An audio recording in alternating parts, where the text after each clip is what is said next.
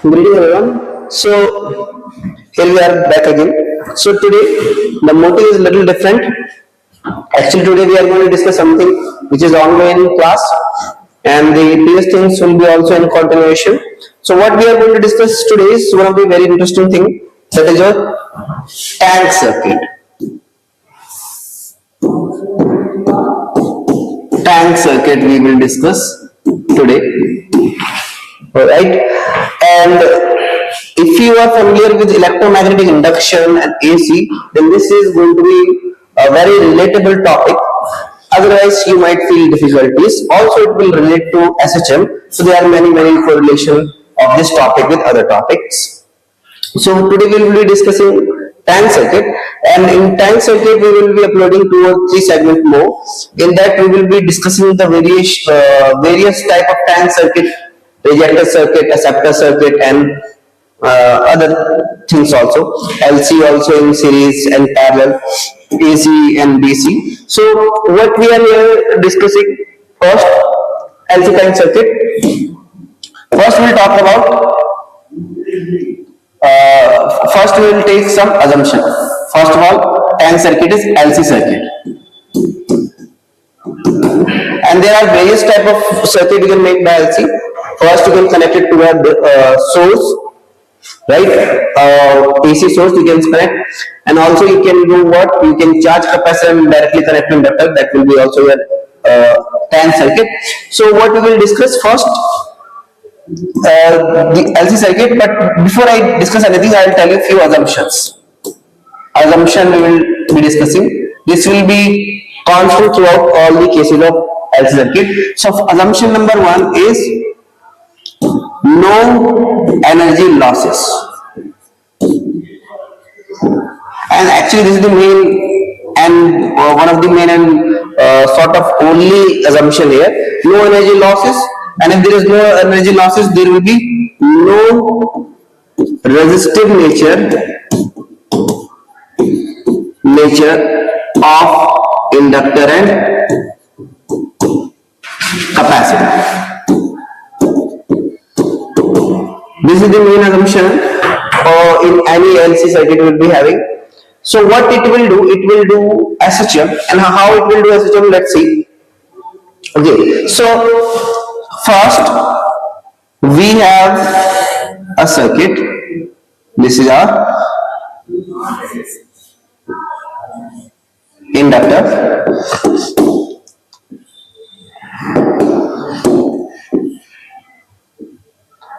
It is connected to a capacitor, and this is the switch.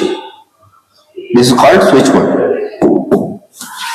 Okay, and here let's say we have some source.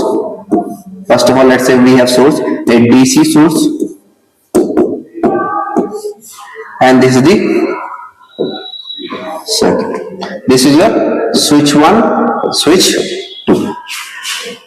So in first segment of LC circuit, LC tank circuit, what we have, this is the circuit.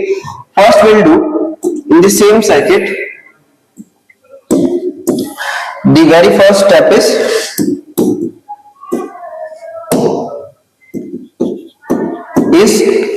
just close the switch 2. If you have just closed the switch 2, what will happen? Slowly the capacitor will get charged, and also it is a DC circuit. So only the transient state there will be current in the circuit, and when the capacitor will be fully charged, it will be changing steady state, and there will be no current in this circuit, right? So it will build charge.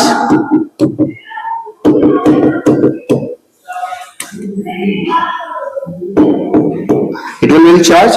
This is your capacitor and this is inductor. And until this is charging, there is no, we are not closing the switch 1. So it will remain open until the capacitor is getting charged. Got it? Step 1. And the step 2 is, this is our step 2. In step 2, when the capacitor is fully charged, we will open the switch, but we will close the switch. And what will happen because of you have closed the switch and the capacitor is fully charged? Earlier the potential of these and the source and the capacitor was same, so there was no current. But the moment the capacitor is fully charged and you open the switch and close the switch, what will happen? Capacitor will try to release its charge. Capacitor will try to release its charge, and thus it will create current in an inductor.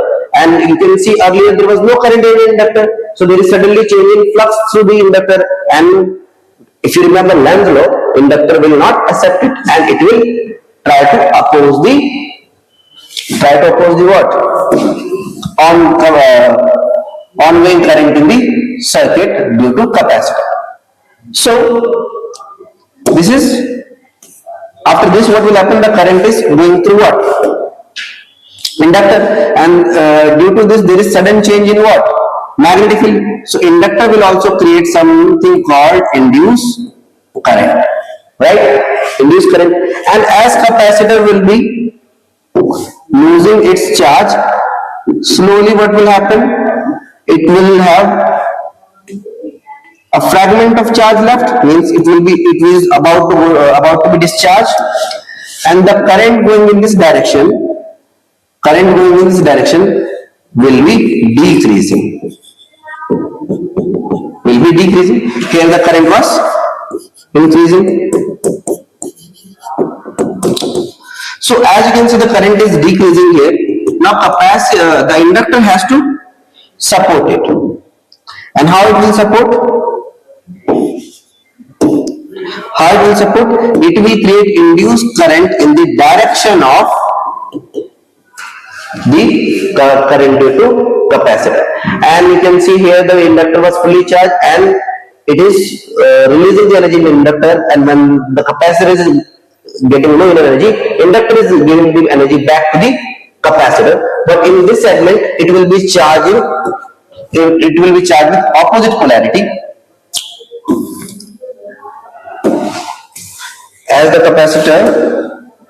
inductor will lose more and more its magnetic energy, what will happen? This plate will get positive charge and this will get negative charge, and this is your induced current. And now you can see once it has released all the energy, there will be no energy left in inductor, and the capacitor is fully charged. What will happen now? Now inductor will take back its energy from the capacitor. Inductor will take back the energy from capacitor. Right? Now capacitor was what? Charged in with this polarity, opposite polarity. Now it will release the current in this direction. And again you can see the current will increase in this direction. So what will happen? The inductor will oppose the increasing current, it will produce induced current in opposite direction, and this cycle will repeat again and again if there is no loss. What will happen? First capacitor will release all the energy in inductor, then inductor will give it to capacitor, and it will go back and forth if there is no losses. In real life, if there will be losses and it will start losing energy and it will not go to eternity. But if we are taking the assumption in consideration, this oscillation of current or oscillation of energy from one point to another point to one point will go up to eternity. And that is used in simple short LC time circuit. Right? So we will be discussing the mathematical parts, but the concept should be clear to you. What is actually happened? I will give you one more brief explanation. The capacitor was fully charged first, then we have opened this switch and closed the switch. So capacitor will dump all the energy in inductor, and because of sudden change in current, inductor will produce its own current which will be in the opposite direction, and capacitor will slowly lose its energy, and inductor will gain its energy, and then again it will dump it to capacitor. So what we are here seeing, the energy in capacitor is first going into converting into energy in inductor, and then what is happening? Then the energy in inductor is converting into capacitor. So it is only it is only the certain amount of energy which is going back and forth from capacitor to inductor. There is no extra energy. And how we got this energy? This energy was earlier given in the circuit through the source. Then only we are seeing the oscillation of energy. And keeping this in mind, what we will see, the total energy will be constant. Means the energy at any instant in capacitor plus energy at any instant in inductor must be constant. This is the conservation of energy. You cannot get extra energy, right? But you will also not get anything less than that, because we are considering there is no loss of energy. So whatever the energy you have given to the capacitor, the energy should remain in the capacitor or in the circuit. So by this conservation of energy, we can derive or we can define the relation between the energy in capacitor and inductor with time, and current by inductor and capacitor with time. So we all know energy in capacitor is what?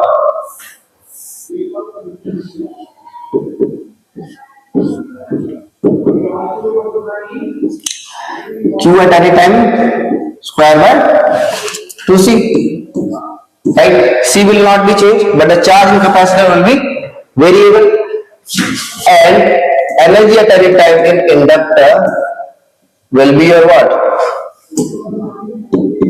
Will be your what? L will not change, but I will be changing, right? So the total value will remain constant. The total value will remain constant. So I can write U total equals to Q is a function of T square by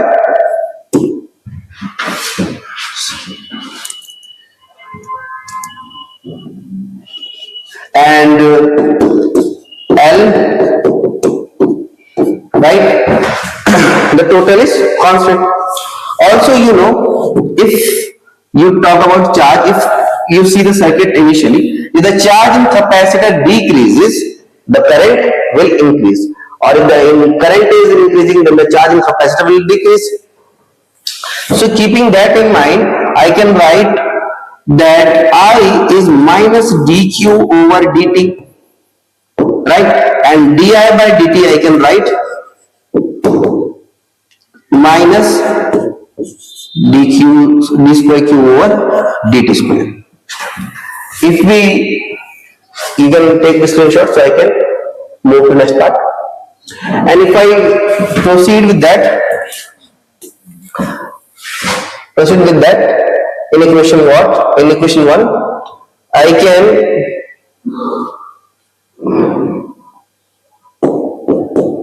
I can differentiate equation 1 with respect to time.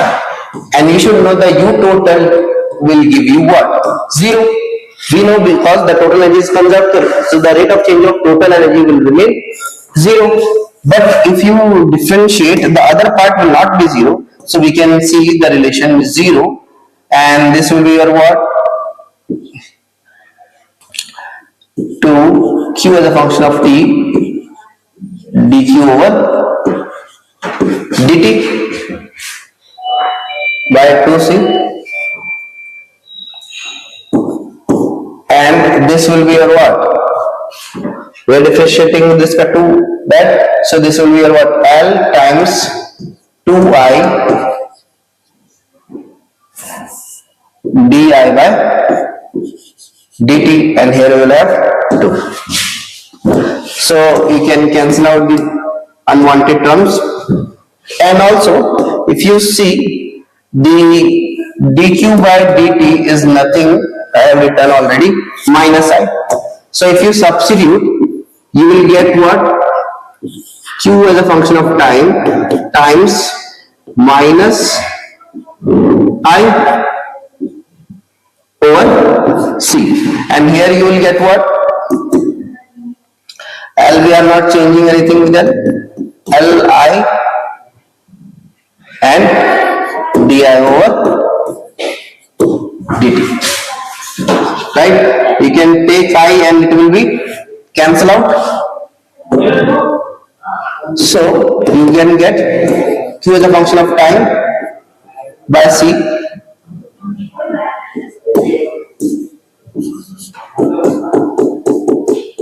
D as a function of time t. Right? Now we need to come up with the equation. There is minus, we forgot to write. So it is Q over C L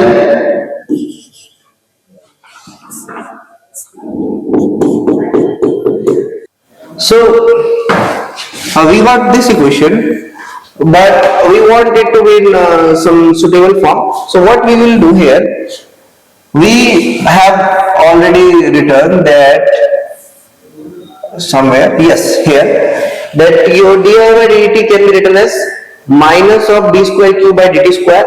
So if I substitute that data, so I will write as q as a function of t by c, and I will first write it here, L d I by dt,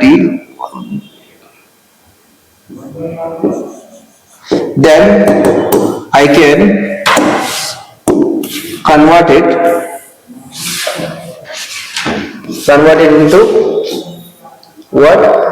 Q as a function of t over c, and that is minus dq minus minus will be plus, so it will be L d q as a function of t, or d square q as a function of t over dt square equals to 0. So this is what we are trying to get. And now what we will do, we will multiply this whole term by 1 by L, and here also we will multiply by 1 by L. Right? So if we do, what we will get, I can rearrange and I can write it like this. So I can write it like this: d square q as a function of t by dt square plus q as a function of t by LC equals to 0. Okay, pay very close attention to this, and also we are going to bring some concept from 11th class. Now see, the equation we had was what? d as a d square q as a function of t by dt square plus q as a function of t by LC. Right? Correct? Okay.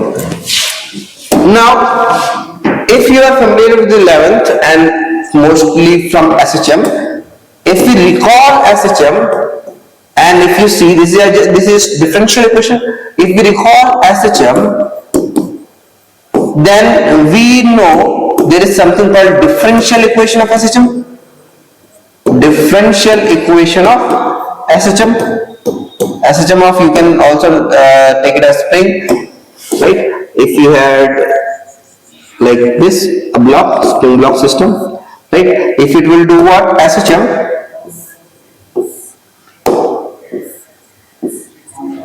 Right? So this will be the displacement. We know if we know the differential equation of any SHM, or any SHM should satisfy this differential equation, that is d square x by dt square plus omega x equals to 0. Omega square x equals to 0. Right? Where the differentiation is of what? Double differentiation is of what? X.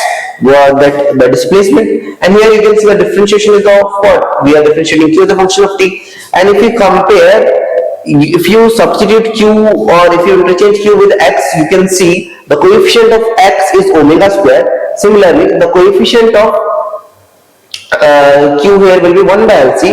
So if you compare these two equations side by side, that is d square q dt square plus q as a function of t by LC, and then if you compare it side by side, you can see You can easily write omega square is nothing just 1 by LC, and omega can be written as 1 by under root LC, right? And if you see, and if you remember what we have discussed, the charge is going to oscillate, right? And the frequency and charge will also oscillate and it will do resonance, and the frequency is defined as, the angular frequency is defined as under root 1 by under root of LC, right? And you can, if you remember, any differential equation, if you write x with respect to t, it can be of a sin omega t, a cos omega t, or a sin omega t plus phi, or a cos omega t plus phi, depending on whether it is starting from mean, extreme, or anywhere between mean or extreme, right? Similarly, if you compare side by side, you can see, you can easily say, if this is a differential equation of SHM, this is also a differential equation of SHM. So from this data, we can say in LC tank circuit, charge is doing SHM. Charge is doing SHM, right? And now this was our circuit.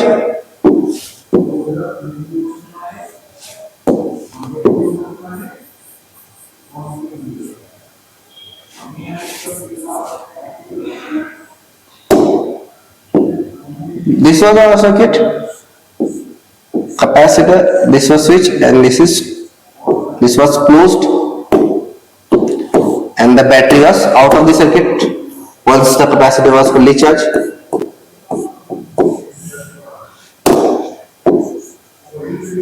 Once the capacitor was fully charged, right? So here what is oscillating, and if you see at T0, means just after T0, the charge in capacitor was nearly what? Q naught, and from there it start decreasing, then it will start increasing and all. So you can see the charge is starting from its maximum value and it is doing SHM. So I can simply write Q at any time t will be Q naught cos omega t. If you wish, you can also write initial phase. No problem with that. This initial phase can be 0 also. Also, why I wrote initial phase, although I know that it should be written as Q naught cos omega t, but if you write phi, it can be satisfied, means it can satisfy any condition, right? So from this we can also say, if you remember, I is what? Minus dq of dt. So if I substitute this, I will write minus d by dt and differentiation of what? Q naught cos omega t, omega naught plus phi, right?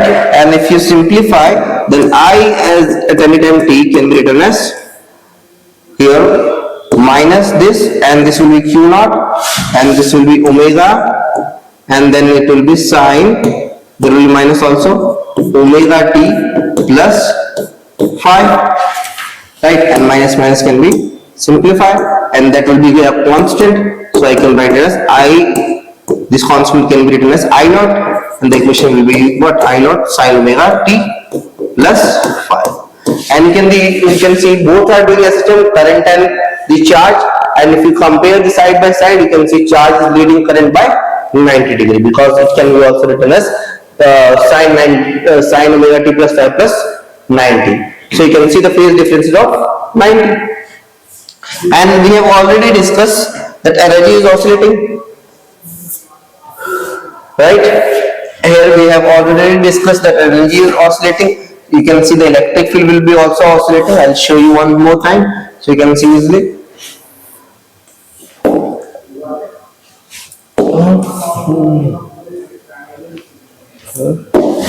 So if we recall the previous thing, this was the circuit, right?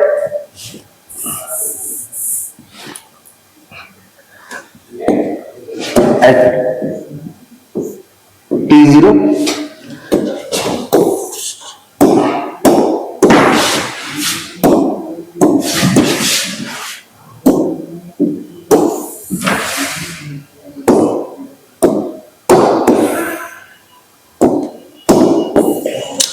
Right, so it is just after closing the switch. What will happen once we have already discussed, but again, just before you are, just after when you are closing, the charge in capacitor will be maximum, and you can see the electric field in capacitor will be like this, right?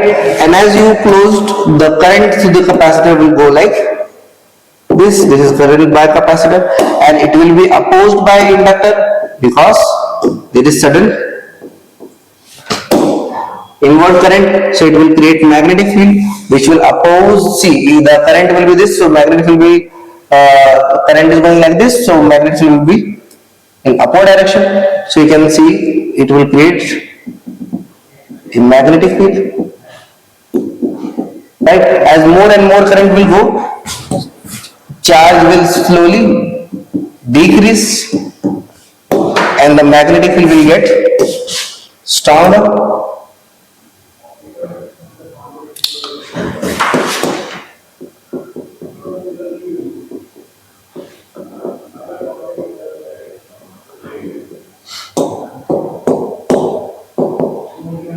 Let's say this is just after the closing switch, so it is just the induced current is just begin, and here the intensity of magnetic field will increase as more and more charges going through, and the charge on capacitor will decrease, right? Here most of the charge will be vanished from the capacitor, and electric field is this, and the intensity of magnetic field here will be highest at this point.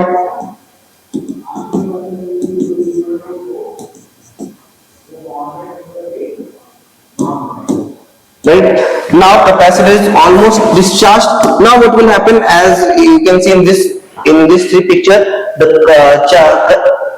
current by capacitor is increasing, so magnetic field intensity is also increasing. But in these three pictures, what will happen?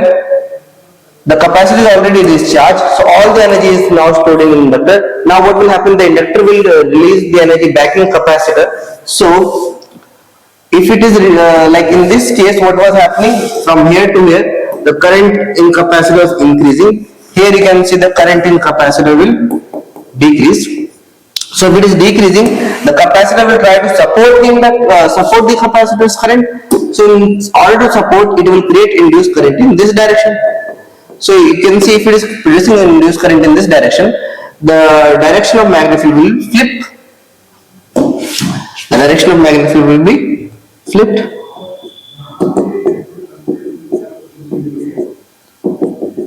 Now it will be in this direction, and capacitor will now slowly charge in opposite direction, right? And you can see like this, and as more and more current will go from inductor to capacitor will be charged in opposite polarity, and the energy stored in inductor will decrease.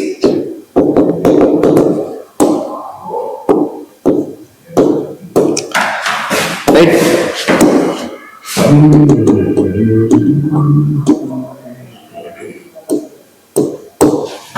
And lastly, this.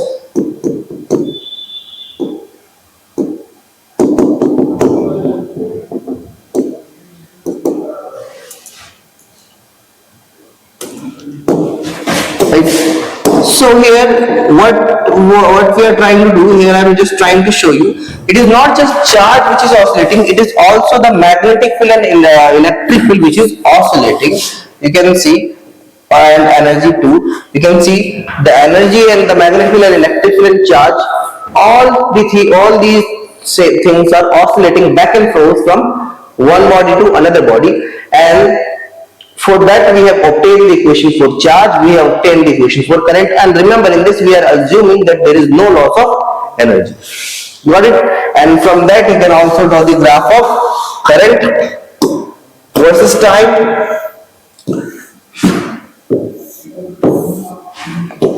If you draw the graph of current versus time, it is just going to be a sine graph,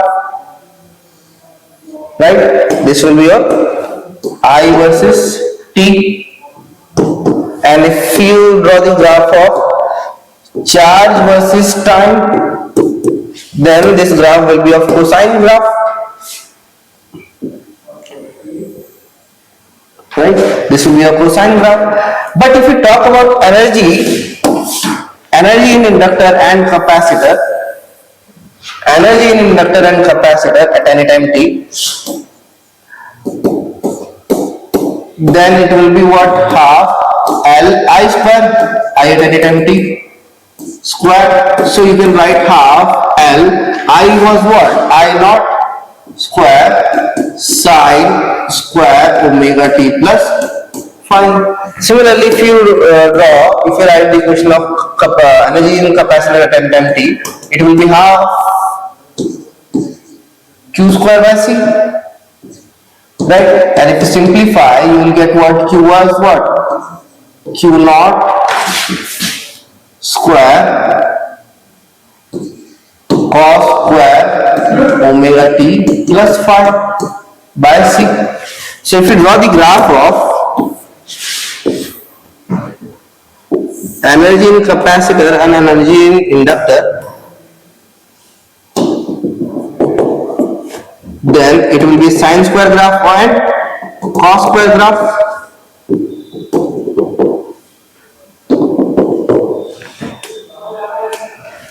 Right?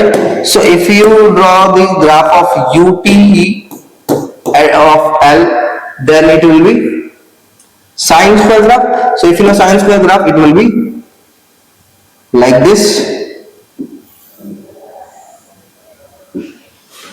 right? And if you draw the graph of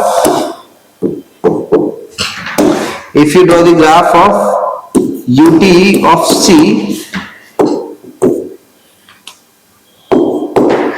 then it will be a cosine square graph.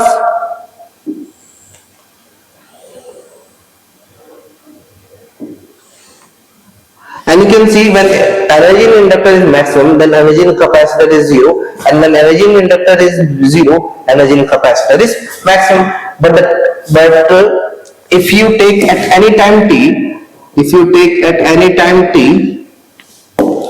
whatever time you want to take at any time t, then the sum of energy in inductor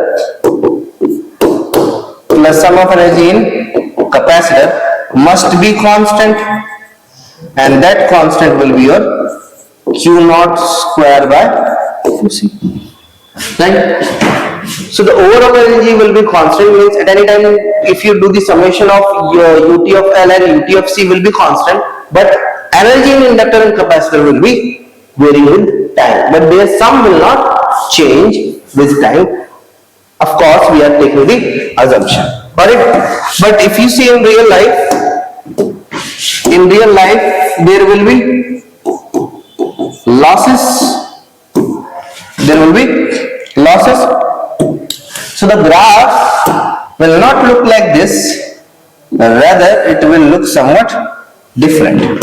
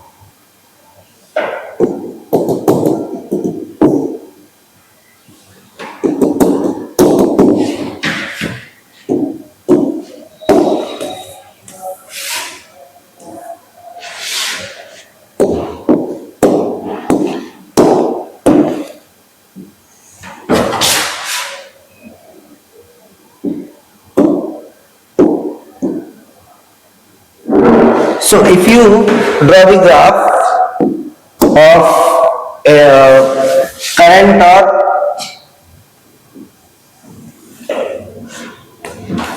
current or charge, it will not be the exact similar graph what you have seen. It will be somewhat different, and see how different it is. Let's say I am drawing the graph of I, it will be sine square graph.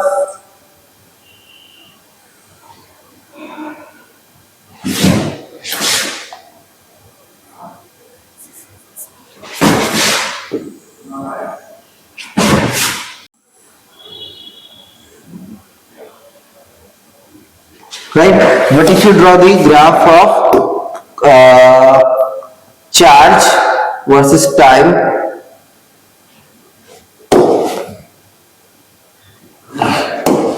then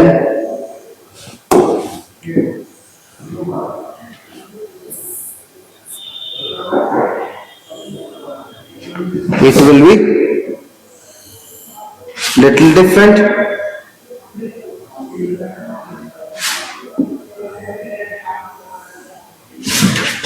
Right, this will be your what?